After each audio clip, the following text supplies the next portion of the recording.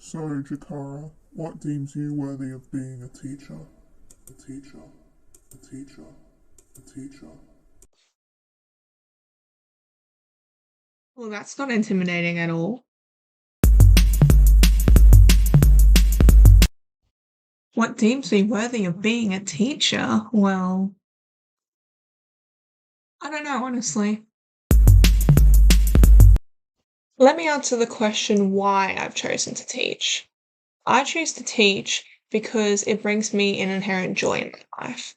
The opportunity to learn whilst others are learning and to enhance the learning experience of others, I want to be forever ingrained in. I want to be ingrained in learning and in teaching.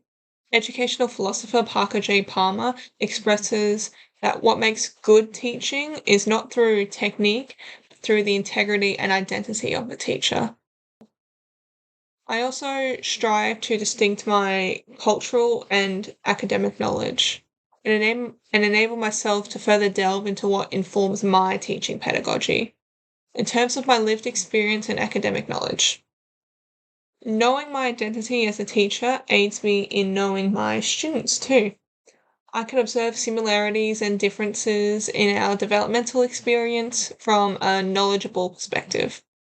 I also recognize that there is a need for thorough planning using my own pedagogical strategies and professional standards that identify the requirements of a professional teacher. These standards and this planning and this idea of integrity is why I choose to teach and why I've chosen to pursue teaching as a career. I take note of many conventional and unconventional ideas of the purpose of education from a perspective that is both within the educational system. Educational philosopher Parker J. Palmer, here he is again, writes in the introduction of his 1998 book, The Courage to Teach, quote, teaching and learning are critical to our individual and collective survival and to the quality of our lives. This single sentence to me is reverential as an aspiring educator and succinctly reflects my similar belief on the purpose of education. I also believe that there is a benefit to looking at education as an existential thought experiment, though.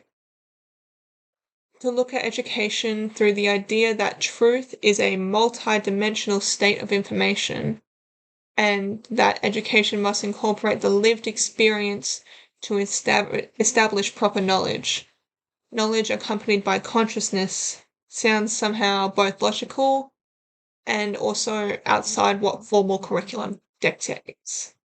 I want to incorporate this theoretical idea of the existential perspective in education as part of an informal curriculum and as a tool for myself to employ in the classroom and to emphasize this idea for the means of critical thinking. I think educators can and should hope for the best. There's hoping to achieve, and then there's hoping beyond achievements. I think that educators and schools should aim to achieve the best measure of success for every one of our students. That every single student leaves our education systems and our classrooms with the knowledge and the appropriate paperwork that will only ever assist them in their journey to adulthood and entering the workforce, wherever that may be in trades or academics. Nell Noddings details in her book Philosophy of Education a supposition on John Dewey's philosophy regarding problem solving and student inquiry. She highlights the consequences for the learner if we halt their inquiry, even if we know it will lead to an incorrect answer. She states, quote, if we interrupt the student's inquiry at the outset of telling her, that's wrong, here is the right rule, she may never understand why her own way is wrong.